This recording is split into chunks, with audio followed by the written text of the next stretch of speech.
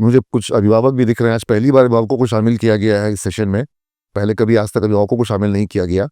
तो अभिभावक जो हैं वो आपकी फीस पे कर रहे हैं, या सरकार जो है वो आपको स्टूडेंट क्रेडिट कार्ड का लोन दे रही है जिसके बल पर आप यहाँ पढ़ेंगे, उसके बल पर आपका करियर नहीं बनेगा।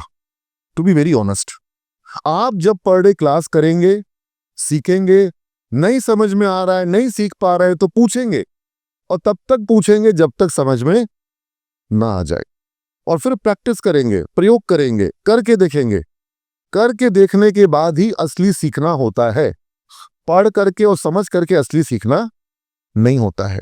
ठीक है, तब जब आप ये सारा कुछ करेंगे तब जा करके आप सीखेंगे, और आपको ये सोच के समझ में आना है कि आप ये सब कुछ करने को तैयार हैं, भले वो 4 चैप्टर जो एग्जाम में नहीं आ रहा है वो पढ़ाया जा रहा है।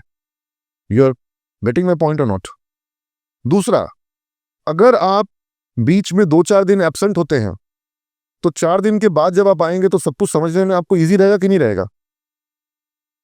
इजी नहीं रहेगा, बहुत कुछ छूट जाएगा।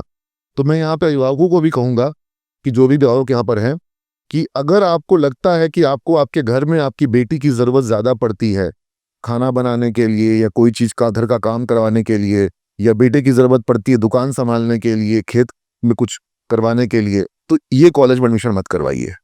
ज्यादातर कॉलेज ऐसे हैं जहां पर आप आराम से एडमिशन करवाइएगा और बच्चा को घर में जो आपको प्रयोग करना है कर रहे हैं।